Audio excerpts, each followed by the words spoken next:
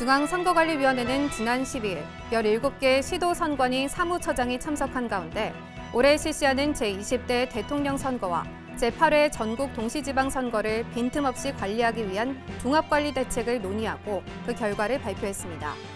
제20대 대통령 재외선거의 국외부재자 및 재외선거인 신고 신청자 수가 23만 1,314명으로 잠정 집계됐습니다.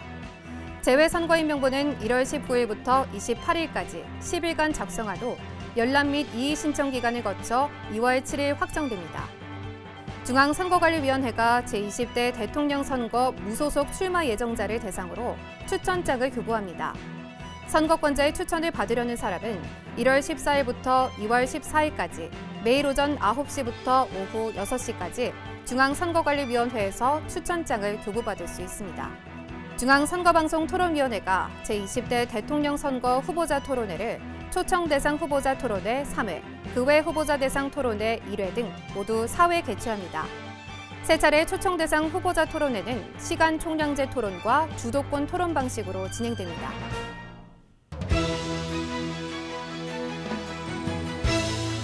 시청자 여러분 안녕하십니까? ETV 뉴스입니다.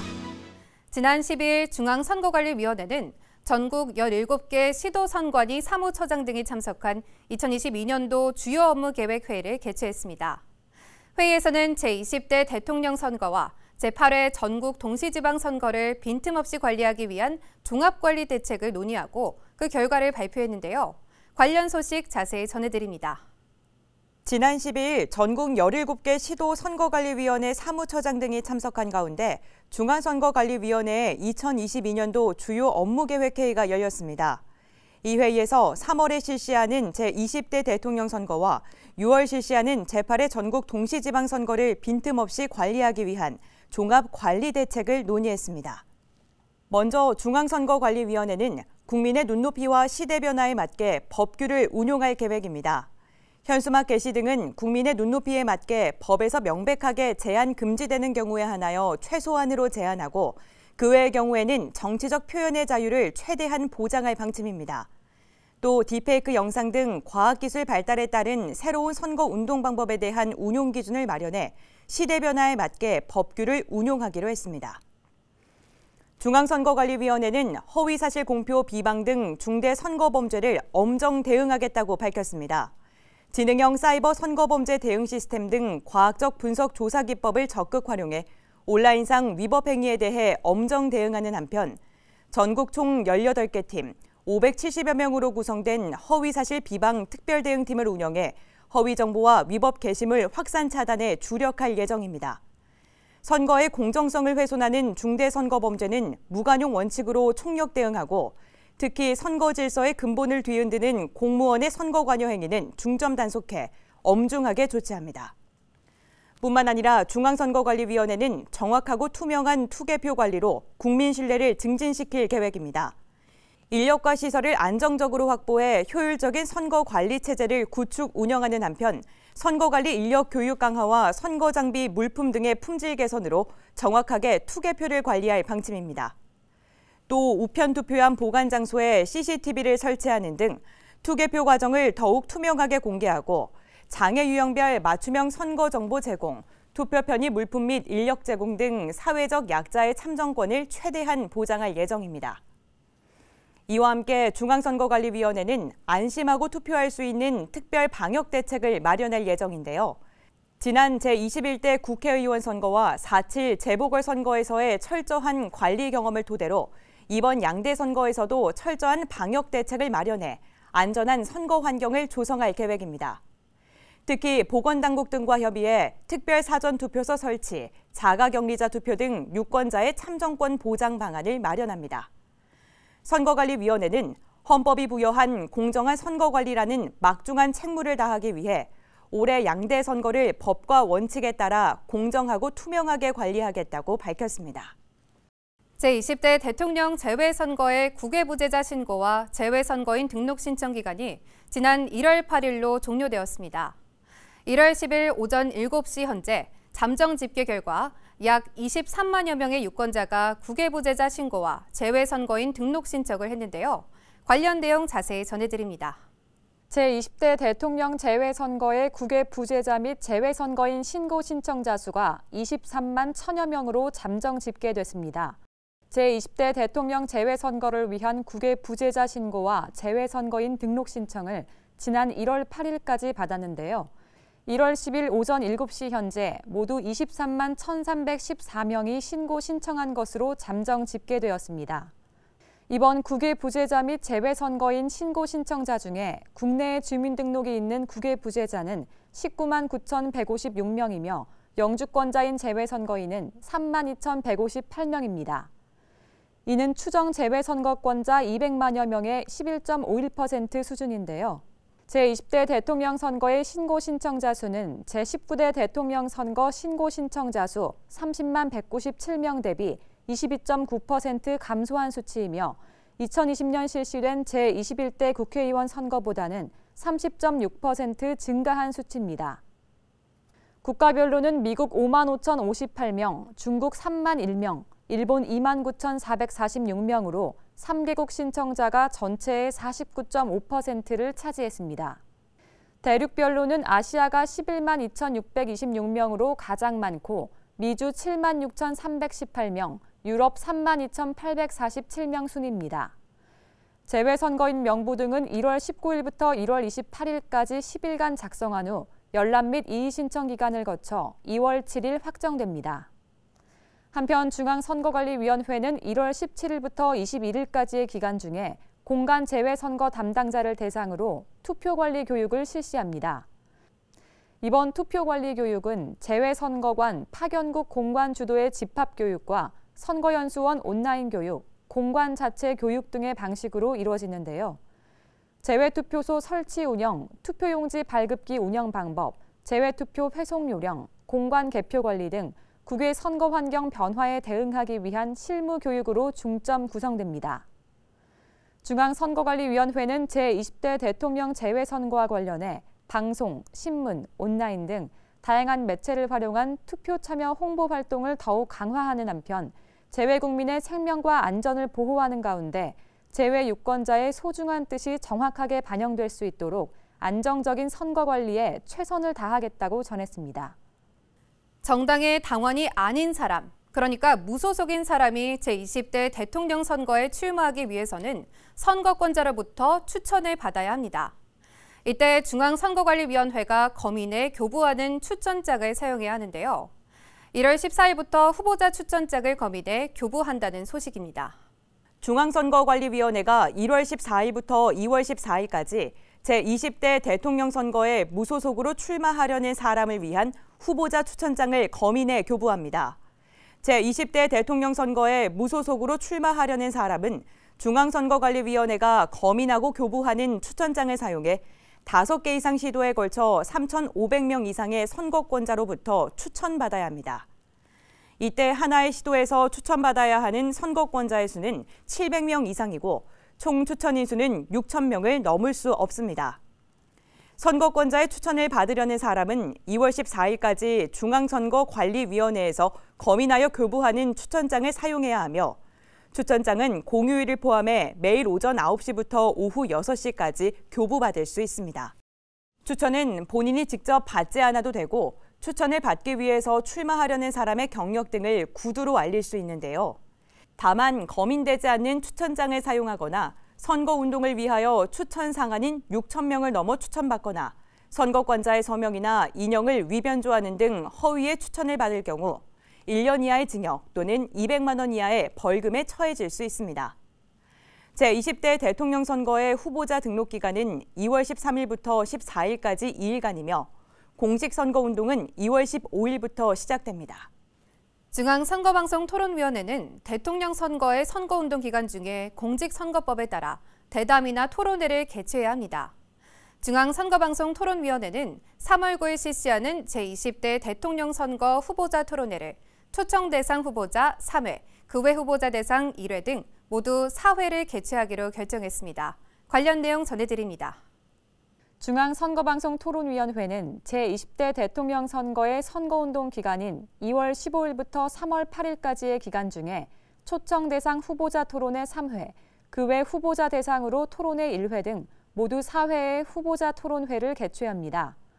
3회의 초청 대상 후보자 토론회는 2월 21일 경제 분야, 2월 25일 정치 분야, 3월 2일 사회 분야로 각각 오후 8시부터 2시간 동안 입식 토론으로 진행되는데요. 초청 대상은 국회에 5석 이상 의석을 가진 정당 추천 후보자, 직전 대통령 선거, 비례대표 국회의원 선거, 비례대표 지방의원 선거에서 3% 이상을 득표한 정당 추천 후보자, 언론기관이 1월 16일부터 2월 14일까지 실시하여 공표한 여론조사에서 평균 지지율이 5% 이상인 후보자입니다. 초청 대상 후보자는 중앙선거방송 토론위원회가 후보자 등록 마감 다음 날인 2월 15일 전체 의원회의를 열어 확정합니다. 그 외 후보자를 대상으로 한 토론회는 2월 22일 오후 11시부터 2시간 동안 좌석에 앉아 진행됩니다. 한편 중앙선거방송 토론위원회는 3차례의 초청 대상 후보자 토론회를 시간 총량제와 주도권 토론 방식으로 진행합니다.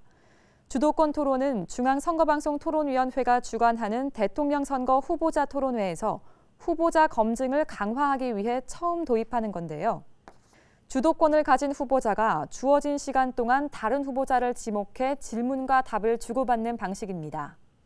매 토론회마다 후보자들은 각 분야에 대한 2가지 주제에 대해 사회자의 공통 질문에 답변한 후 동일하게 배분된 총 발언 시간 안에서 다른 후보자와 자유롭게 토론하게 되는데요.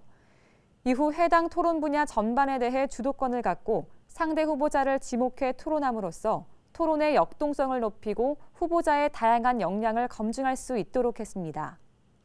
제20대 대통령 선거 후보자 토론회는 공영방송사인 KBS와 MBC를 통해 전국에 동시 생중계됩니다. 헌법재판소의 헌법 불합치 결정으로 지난 1월 1일자로 일부 지방의회 의원 지역선거구 구역표의 효력이 상실됐습니다. 하지만 이를 보완한 지방의회 의원 지역선거구 획정이 지연되고 있는데요. 이에 중앙선거관리위원회는 종전의 선거구 구역표를 적용하겠다고 밝혔습니다. 자세한 내용 알아봅니다.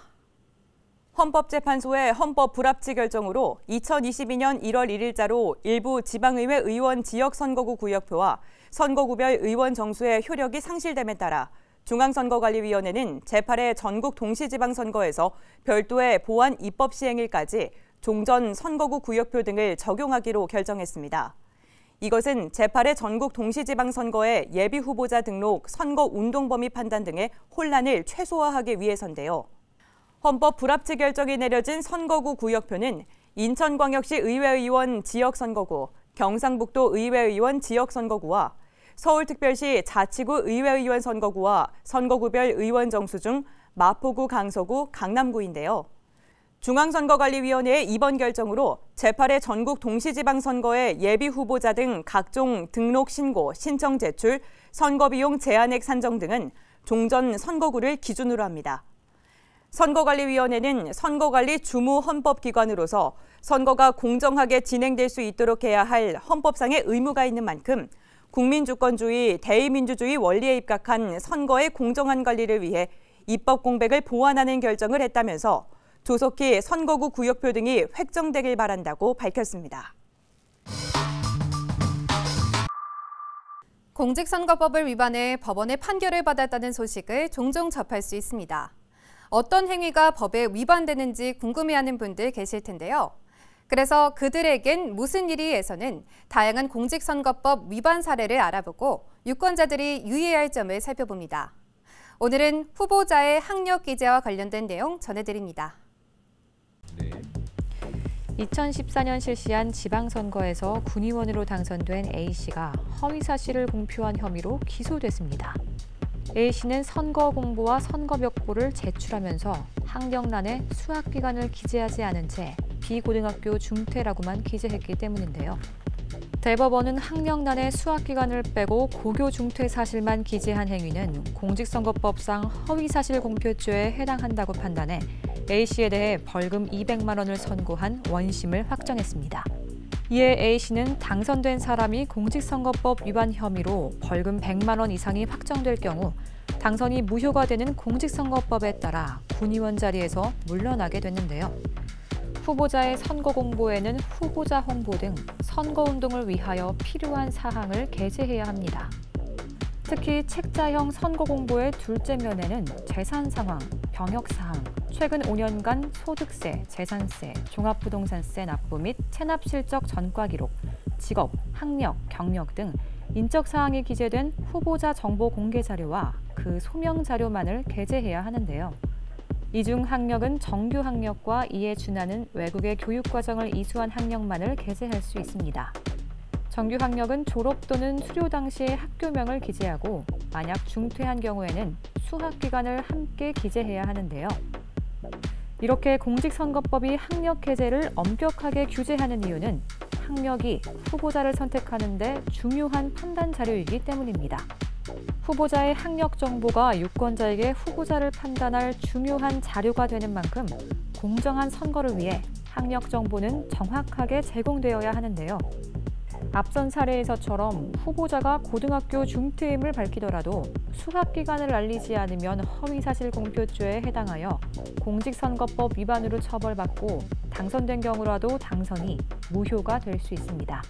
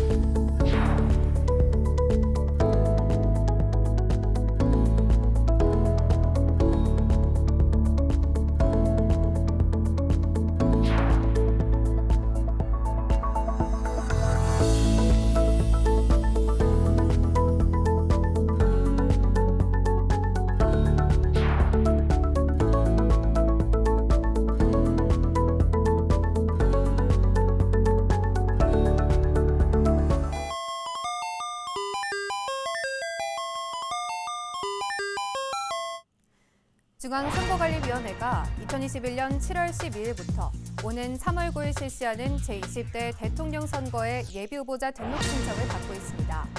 예비후보자 등록 신청을 마친 예비후보자는 선거사무소 설치 등 법에서 정한 방법으로 선거운동을 할 수 있는데요. 예비후보자와 관련된 자세한 사항은 중앙선거관리위원회 선거통계 시스템에서 확인할 수 있습니다. 오는 3월 9일 제20대 대통령 선거일에 동시에 실시하는 국회의원 재보궐선거는 1월 31일까지 당선 무효나 사직, 사퇴, 사망 등으로 선거의 실시 사유가 확정된 지역을 대상으로 합니다.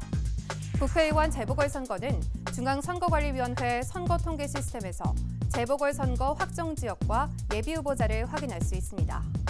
중앙선거관리위원회가 제8회 전국 동시지방선거 예비후보자를 위한 선거사무 안내 영상을 중앙선관위 유튜브와 선거연수원 온라인 교육포털에 게시했습니다. 선거사무 안내 영상은 예비후보자 등록, 선거운동 및 위반 행위 예방 단속, 후원회를 통한 후원금 모금 안내, 선거 여론조사의 이해 등으로 구성되어 있는데요. 입후보 예정자 등은 선거연수원 온라인 교육포털과 중앙선관위 유튜브에서 시청할 수 있습니다. 중앙선거여론조사 심의위원회가 2022년도 선거여론조사 가이드북을 발간하고 홈페이지에 게시했습니다. 선거여론조사 가이드북은 선거여론조사의 객관성과 신뢰성 확보를 위해 선거여론조사 전반에 꼭 필요한 사항이 실려 있는데요. 가이드북은 중앙선거여론조사 심의위원회 홈페이지와 중앙선거관리위원회 홈페이지 자료실에서 다운로드할 수 있습니다.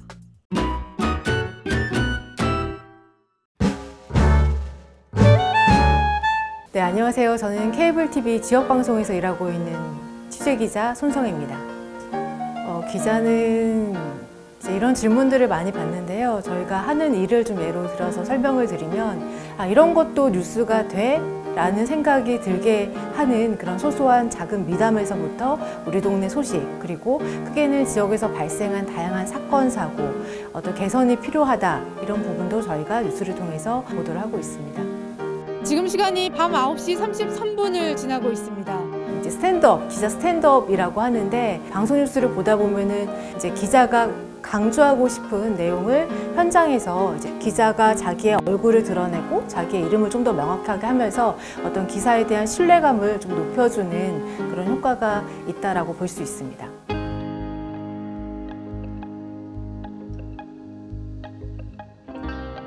요즘 사실은 최근 2년 동안 코로나 때문에 실제로 현장에 가보면은 저희가 이제 간접적으로 뉴스나 뭐 보도를 통해서 보는 것보다 훨씬 더 그분들이 많이 어려운 상황이고 좀 체감할 수가 있습니다. 이제 지난 2년 동안 저희 취재 현장도 좀 많이 좀 변화가 있었습니다. 저희가 뭐 마스크를 이제 빼고 생활할 수가 없었으니까 항상 이제 가깝게 만나던 지역 주민들이라든지 아니면 취재원들과 좀 거리도 좀 뒀어야 했고 그러다 보니까 좀 서로 많이 위축되는 경향도 있었는데요. 올해는 저희가 좀 마스크를 가급적이면 좀 벗을 수 있었으면 좋겠고 또 마스크를 벗는 것과 동시에 좀 현장에 나갔을 때 지역 주민들 그리고 취재원들과 좀 더 가깝게 좀 다양한 좀 웃으면서 이렇게 이야기도 하고 저희가 좀 취재했으면 좋겠다라는 생각이 듭니다. 이제 2022년 새해가 이제 시작이 됐습니다. 많은 분들이 좀 행복하셨으면 좋겠고요. 저도 지역에서 지난해보다는 더 행복하고 밝은 소식 좀 전할 수 있었으면 좋겠습니다. 대한민국 화이팅! 오늘 ETV 뉴스는 여기까지입니다. 시청해주신 여러분 고맙습니다.